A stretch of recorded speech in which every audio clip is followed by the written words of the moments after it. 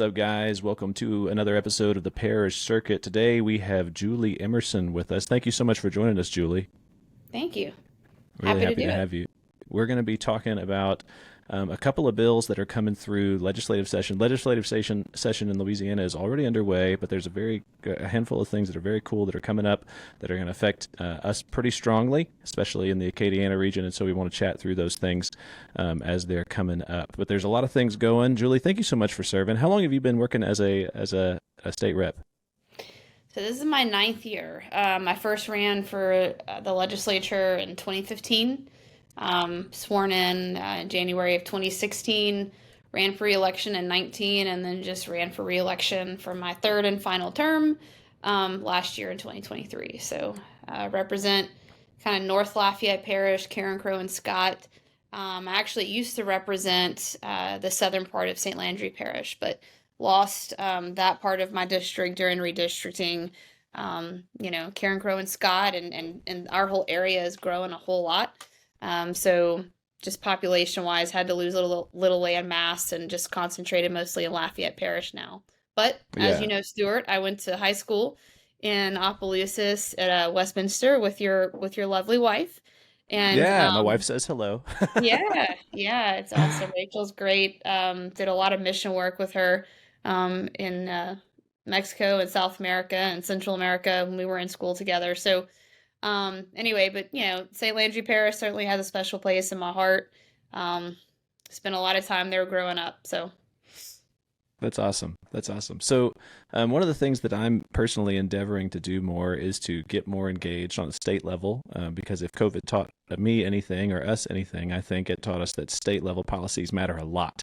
And so, yeah. I'm moving in a direction more of trying to engage more myself and to bring those within my influence along with me. And so that's kind of the purpose of this podcast, is to ask a couple of questions. I ran into you at a couple of things at the Pelican Institute. I saw you give a presentation on an education bill that's coming through, and so it really piqued my interest, and I wanted to chat with you about it. I know it's been referred to as education savings accounts. Can you kind of take us through what this bill potentially will do? And it hasn't even dropped yet. We were talking before this started.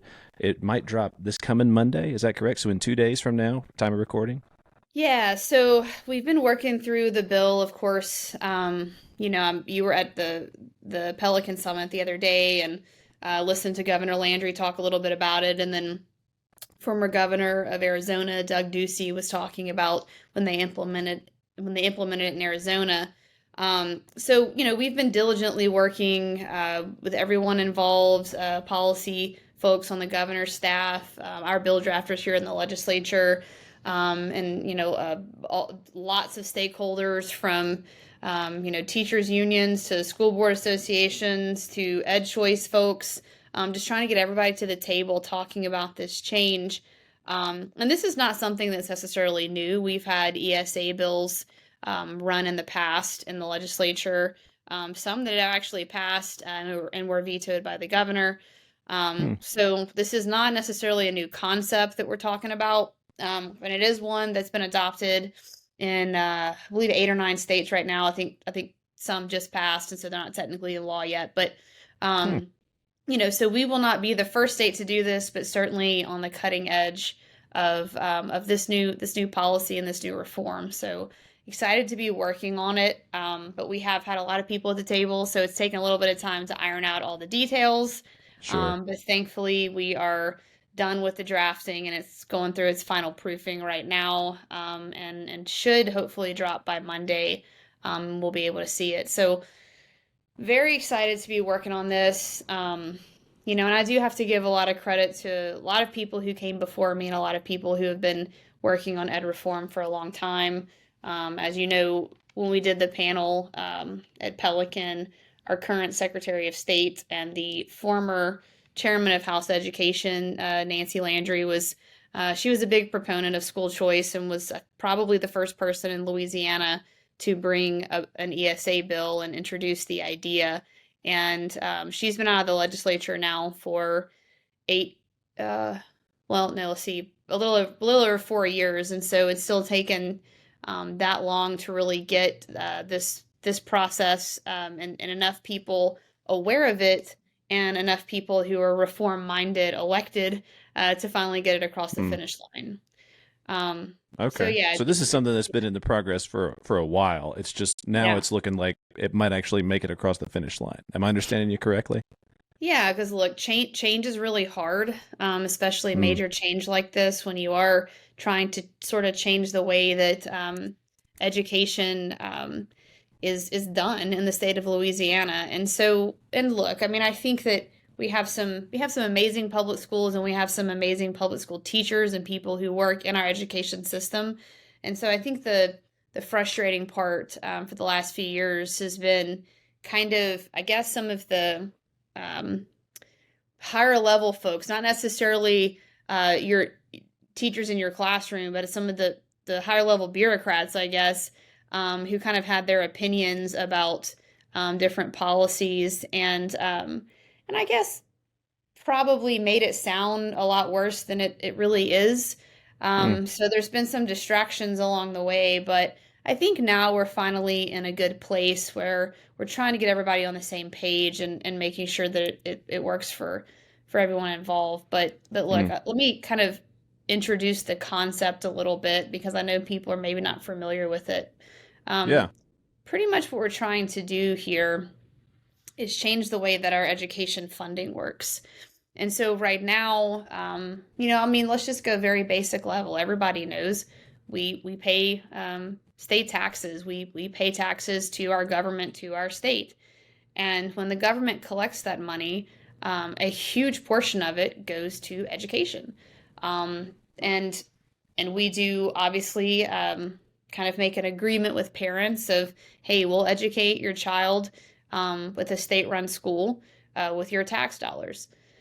But unfortunately, the parents don't really have a lot of say so in that right now. And then, of You kind of course, get districted to the school you're going to. You get right, assigned to it we based on where we you tell live. you, yeah, with a few exceptions, we basically tell you what your child's going to go to school and what they're going to learn. Um, so, if you do have a desire for your child to go somewhere else or to another school or a private school, faith-based school, anything like that, you have to pay extra. Even though you've already paid your taxes to educate your Mm. child, you You have to pay pay twice. extra. Right, exactly. Hmm. So, what we're trying to introduce here is to say, hey, look, we'll collect the tax dollars. We want to make sure that children are educated in our state, but we're going to truly let the dollars follow the child, and we're going to give parents the ability to basically take this education savings account. So it's a fund that would be a certain amount per pupil, and you can decide where your child uses it. Whether that is at the public school that you go to, another school in the area that maybe feeds your child's needs better, because Stuart, every kid's different. I think we've if you look at education and education studies in the past few decades, people have seen more and more that schools are trying to shift more toward individual needs of those kids and individual learning. Kids have learning differences. They have mental and physical disabilities. Every child learns in a different way. So I think that model for education is more and more prevalent, and we want to empower parents to be able to choose what is best for their children and what's best for their children to be educated. So that's really what this is. I think there's a lot of negativity out there. I think that people are trying to use to distract and say, well, it's going to do this, or it's going to destroy public schools, or it's going to it's going to cost a lot of money, or something like that. But at the end of the day, this is a restructuring of how we educate kids and being able to give parents that freedom and that choice. So what would be the argument that it would destroy the public education system? Like how would it seems like it would make it better. In the world of free market economics, for example, like choice in who you spend your money with improves Yeah. because competition now arises. Well, and I completely agree with that. And look, like I said before, there are some areas of this state that have excellent public schools, and I applaud those educators and how hard they've worked to make those schools great. And I don't think that this is really going to affect them all that much. You'll probably have a very small number of kids who would want to leave those public schools because they're good. But I think that, you may have a few select kids. You may have a few kids in a group, maybe one who has a learning difference, and they're struggling because they're in a classroom with 30 other kids and they're having a difficult time learning. And so maybe there's a school nearby that would be able to have a smaller classroom size and be able to fit that kid's needs. So I think it's Hmm. those kinds of things where you will have a small group of kids that are struggling, that are not doing as well for various reasons, and it's going to give them the ability to go to a place that will help them succeed. And Hmm. man, look, if we can do that, because I mean, if you're talking about parents who, maybe they do not have the resources to be able to go spend five, six, seven, $10,000 a year for their child to go to a different school, then Sure. they don't have a choice, and they're stuck in a school where they're failing. And maybe it's not a failing school, but maybe their child is failing in that school because they don't have the resources to fit the needs of that kid. Well, and let's talk about that specifically. So there are some parents who maybe they want to send their kids to a faith-based school. Hmm. Is a system like this applicable for them? So if Yeah. there's an education savings account, they can take that money to like a Westminster Christian Hmm. or another comparable school. Is that an option for them? Yeah, absolutely. So like I said, this is Wow. truly about the money following the child, and about giving parents better choices and more choices of where they send their kids. And so, yeah, I mean, if the parent feels like, hey, I don't really feel like my kids' needs are being met in the school, or hey, I want my child to go to this particular faith-based school, or whatever school, um, they can do that. They can take that money and go to that school. I love that. I love After that all, it's it is their money. So, right. I think it's radically empowering families again. You mhm. know, there for a long time in our culture, we've seen a diminishing and kind of a devaluing of parents and their relationship to their children. And we've moved away from them being, I believe, the primary decision makers. But if we're moving in this direction, this is much more of a move towards mom and dad have the best interest of their child at heart and will move them in that direction accordingly. I think that's great. I think Yeah. that's a wonderful reform to be able to pass. And then let's talk about so faith based schools in there an option. Obviously, there's a lot of steps still to be gone through in the legislative Mhm. process. So this bill could shift some degrees in its form along the way. But Sure. when I was visiting with a young man at Pelican whose name I can't remember, I think it might have been John. Um, and I was asking him some questions. I brought up the subject of homeschool with him because I have a couple of my friends who homeschool their kids. Mhm. Is this something that would be applicable to homeschool families as well? Would they be able to maybe find ways to use some of these resources in order to educate their kids at home? Yeah, it definitely could be, and I'm gonna admit this. There's been about 24 different revisions of the bill, and so like I said, it's in its final proofing, and so we'll probably get the draft bill in the next couple of days. I don't recall the final decisions on how to handle the homeschool component, but I'll just tell you from my perspective, um, I would love to see us move in that direction.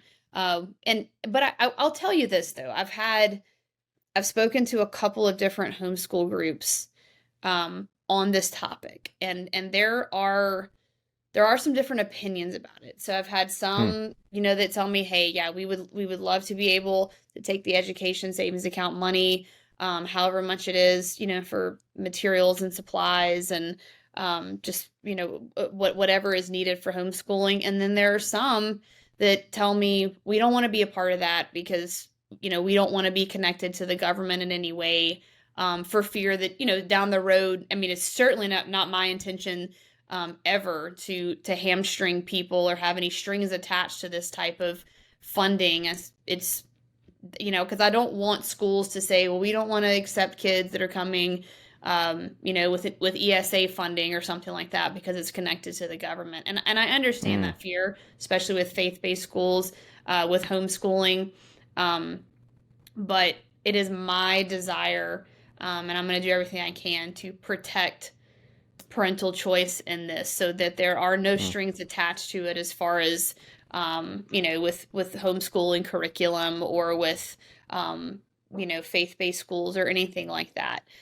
This, to me, this needs to be in its purest form of truly having a great choice of where to send your kids. Um, so as far as the homeschool component goes, I'm sure we'll hear kind of from the homeschool groups as far as what direction they want to go in.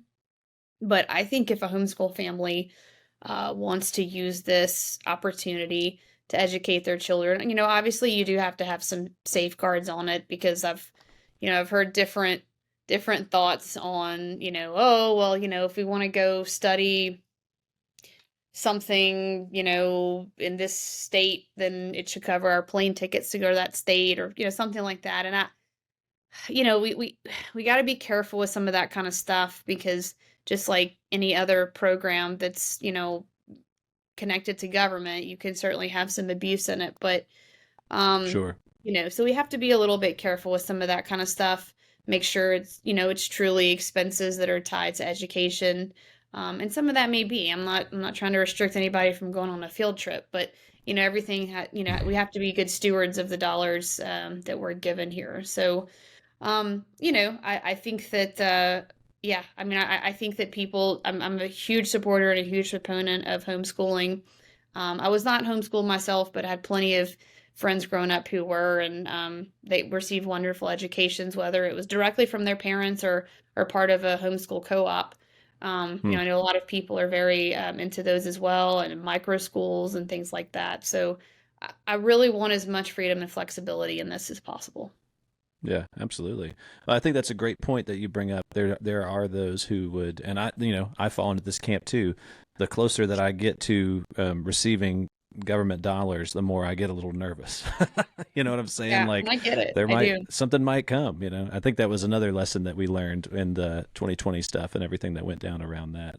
Well, Yeah. what else would you say for folks who are watching? Maybe they've got other questions. What are some of the common questions that you've dealt with regards to this bill, or maybe you've got some thoughts on moving forward, how people can engage with the process of this particular bill or anything like that? Yeah, look, I mean, contact your legislators. It's going to be going through the House Education Committee, probably in a little over a week. So probably in week 3 of the legislative session. And I'm really excited that the governor is on board, and is going to be supporting this and implementing this as part of his reform agenda. And I really am just excited about this opportunity, because this is something that when I first got elected to the legislature, someone sat me down and said, look, I think we need to be working toward implementing ESAs. And of course, living in the Acadiana area, I'm sure that also means Episcopal School of Acadiana. And so I thought, well, we're going to build a bunch of ESAs around the state. I don't know what that means. I was unfamiliar with that term from a policy standpoint. And once they told me about it, and because that whole term of, well, the money follows the child. We've always talked about that in education. And so, but I think, what does that really mean? And I think that this type of reform package is exactly what it means. Literally, we allocate, because, we allocate a certain amount per child in the MFP formula right now for kids to be educated in the public school system. And so I think that in this pure form of, hey, we collect tax dollars, we educate kids, but there's so many restrictions in that right now. So the ability to say, parents, however much we decide on, this is the amount per child you're getting. Now you go and you make this decision.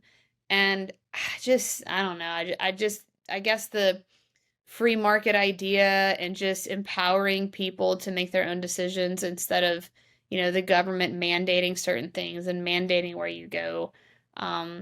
That's just freedom to me. And I mean, I'm just a much bigger proponent of something like that. And I think it really can provide amazing outcomes for our state, and can be something that just really sets us on the right track. So, Yeah. look, if you like this concept, please contact your legislators, and parents. This is an opportunity for you to get even more involved in how to educate your child. Yeah, absolutely. How would they do that, Julie? What's the best mechanism for somebody to go and get in touch with their legislator? Sure, yeah. Just go to legis.la.gov, look up who your legislator is, call their office, send them an email, say, hey, I heard your colleague Representative Emerson on a podcast and I heard her talking about this and it sounds like a great idea. No, but look, I think that this is just truly transformational stuff we're doing and I just I'm excited to get it started. Yeah, get it going. Well, what are some? So that's one piece. I was listening in. I went to the governor's prayer breakfast and a couple of other things this past couple of days, and somebody told me there's 1,000+ pieces, like 1,000+ bills on the docket, and obviously all Mhm. of those don't make it. They don't make it through committee or into the last run. But what are some It's a, other it's a bills? light session. It's only 1,000. That's a lightweight one. Yeah. So what are some other bills that people should be paying attention to? What else is coming up that should be on folks' radar as our legislative session's going on right now?